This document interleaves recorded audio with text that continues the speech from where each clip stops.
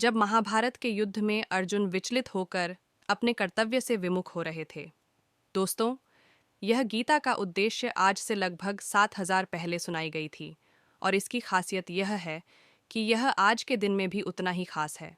जब तक धरती पर मानव का अस्तित्व है, तब तक महत्वपूर्ण माना जाएगा।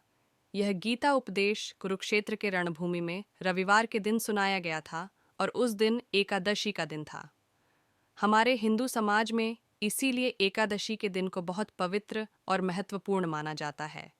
दोस्तों, श्रीमद् भगवद गीता में कुल 18 अध्याय है और 700 श्लोक है, जिसमें मुख्य रूप से ज्ञान, भक्ति और कर्म योग मार्गों की विस्तृत व्याख्या की गई है। और इन मार्गों पर चलने से व्यक्ति निश्चित ही परम पद अथवा जीवन में सफलता का अधिकारी बन जाता है। इस गीता उपदेश को उस कुरुक्षेत्र में अर्जुन के अलावा धृतराष्ट्र और संजय नहीं सुना था। और आपको यह जानकर बहुत आश्चर्य होगा कि अर्जुन से पहले यह गीता उपदेश भगवान सूर्य देव को दिया गया था। अर्थात भगवान श्री कृष्ण अर्जुन से कहते हैं कि है अर्जुन, जब जब धर्म की हानि होने लगती है और अधर्म और आगे बढ़ने लगता है, तब तब मैं स्वयं की सृष्टि करता हूँ, अर्थात जन्म लेता हूँ। सज्जनों की रक्षा और दुष्टों का विनाश और धर्म का पुनः स्थापना के लिए मैं विभिन्न युगों अर्थात कालों में अवतरित होता हूँ।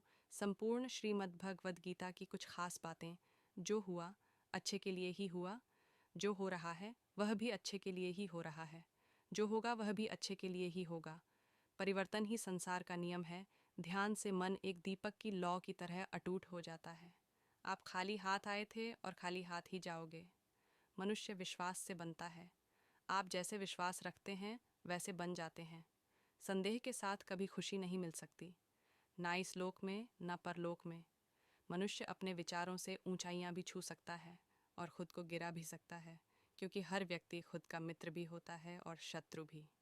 आत्मा ना ही जन्म लेती है, ना ही मरती है।